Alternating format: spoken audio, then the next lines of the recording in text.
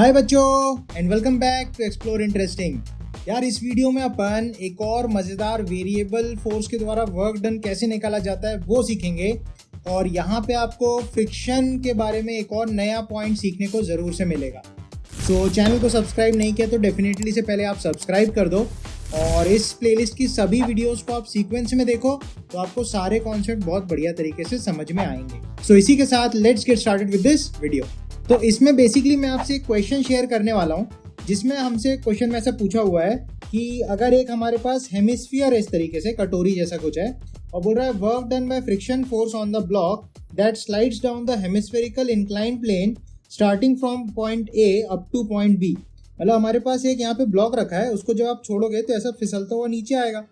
तो ए से लेके बी पॉइंट तक आने तक फ्रिक्शन ने कितना वर्क किया होगा ये अपन को निकालना है। ओके, सिर्फ वर्क डन बाय फ्रिक्शन यहाँ पे निकालना है।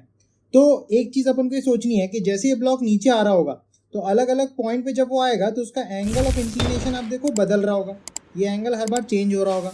इसकी वजह से अपन देख सकते हैं कि नॉर्मल रिएक्शन भी चेंज होगी क्योंकि नॉर्मल रिएक्शन ग्रेविटी पे डिपेंड करती है mg पे, और एंगल चेंज होगा तो mg साइन mg कॉस दोनों बदलेंगे। तो यहाँ से नॉर्मल वेरी करेगी और नॉर्मल अगर वेरी करेगी तो फ्रिक्शन भी वेरिएबल हो जाएगा।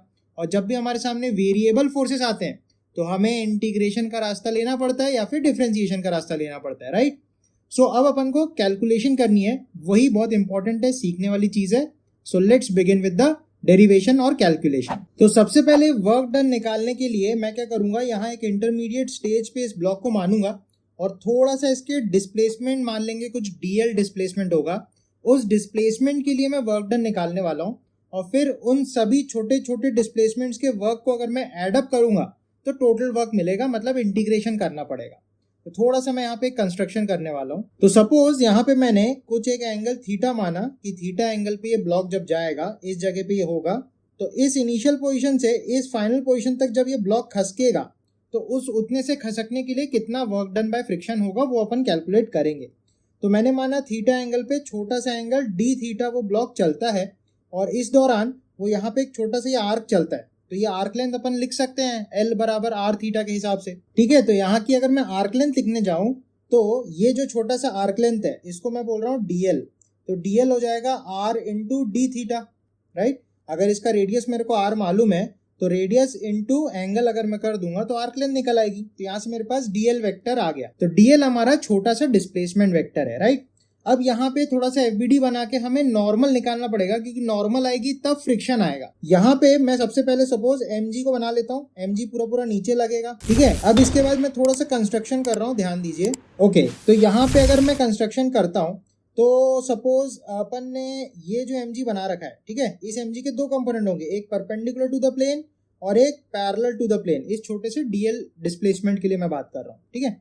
तो अब मैं बेसिकली mg के पार्ट्स करना चाहता हूँ और यहाँ पे देखो mg लग रही है नीचे, एक नॉर्मल रिएक्शन आएगी इस तरफ में n toward the centre of the hemisphere, right. अब mg का एक टुकड़ा यहाँ आएगा और एक टुकड़ा अलोंग द प्लेन आएगा, कुछ ऐसे, ठीक है। अब मुझे इनकी वैल्यूज चाहिए तो उसके लिए मुझे एंगल के साथ खेलना पड़ेगा थोड़ा सा, सही है। तो आप ध्यान से देखो, ये एंगल थीटा होगा तो हॉरिजॉन्टल से ये एंगल भी थीटा हो जाएगा, राइट। तो ये वाला अगर एंगल थीटा हो गया तो यहाँ वाला एंगल 90 माइनस थीटा हो जाएगा, तो हमको ये वाला एंगल थीटा नहीं मिल जाएगा क्या। तो अपने को अगर ये एंगल थीटा यहाँ पे मिल गया तो मैं बोल पाऊंगा कि नीचे की तरफ होगा अपने पास mg cos थीटा और इस तरफ आएगा mg sin थीटा। अब ध्यान दो, नॉर्मल रिएक्शन को बैलेंस करने के लिए यहाँ पे mg sin थीटा आएगा तो किसी भी वक्त इस डायरेक्शन में तो इक्विलिब्रियम रहेगा ही रहेगा क्योंकि ब्लॉक तो इस तरफ चल रहा है। तो इक्विलिब्रियम की कंडीशन अपन लिख लेंगे n बराबर mg sin थीटा, सही बात। और यहाँ से हमको फ्रिक्शन मिल जाएगा क्योंकि यहाँ पे फ्रिक्शन जो लग रहा होगा वो मैक्स लग रहा होगा और वो अपोजिट डायरेक्शन में लग रहा होगा यहाँ पे, तो फ्रिक्शन मैक्स लगेगा क्योंकि ये स्लाइड करता हुआ नीचे जा रहा है तो इसलिए फ्रिक्शन मैक्स लगेगा। तो आप लिख सकते हो F मैक्स की वैल्यू हो जाएगी म्यू इंटू n और n की वैल्यू अपने पास ऑलरेडी है तो फ्रिक्शन की वैल्यू हो जाएगी म्यू mg साइन थीटा, ठीक है। अपने पास फ्रिक्शन आ गया। अब मुद्दा आता है छोटा सा वर्क डन लिखने का, ठीक है। अब ध्यान दो, इस छोटे से डिस्प्लेसमेंट की अगर मैं बात करूं, भले ये कर्व्ड है लेकिन ये एंगल इतना ज्यादा छोटा है कि वो कर्व को भी अगर आप बहुत छोटा सा पार्ट देखोगे तो ऑलमोस्ट स्ट्रेट लाइन दिखेगा। तो इस छोटे से डिस्प्लेसमेंट DL के लिए जो फ्रिक्शन है वो अपोजिट डायरेक्शन में लग रही होगी।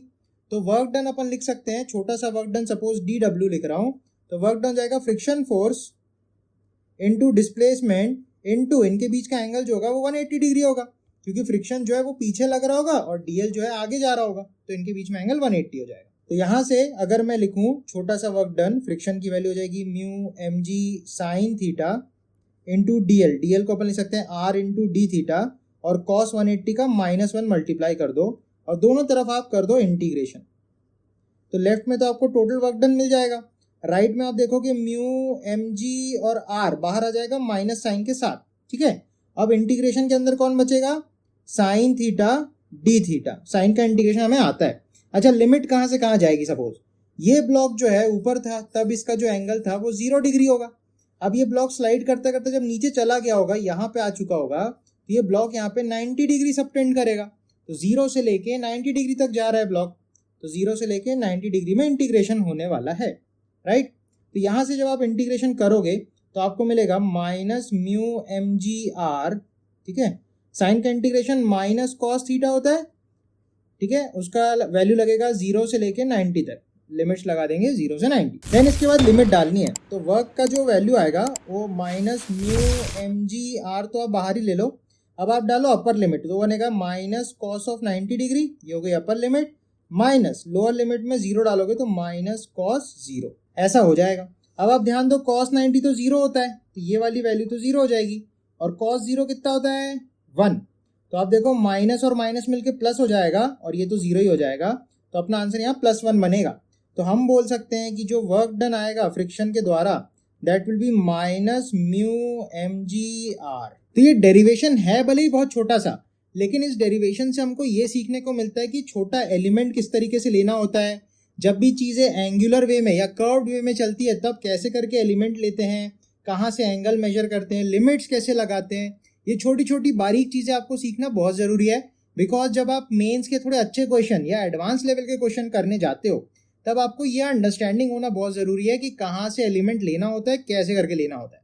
तो आई होप इस वीडियो से आपको एलिमेंट लेना प्रॉपर समझ में आया होगा, और फ्रिक्शन वगैरह के बारे में भी एक नई चीज़ समझ में आएगी कि फ्रिक्शन जो है वो यहाँ पे वेरिएबल लगता रहेगा क्योंकि एंगल चेंज हो रहा है, और वेरिएबल फोर्सेस का वर्क डन निकालने के लिए हमें इंटीग्रेशन या डिफरेंशिएशन का ही रास्ता लेना पड़ता है, राइट।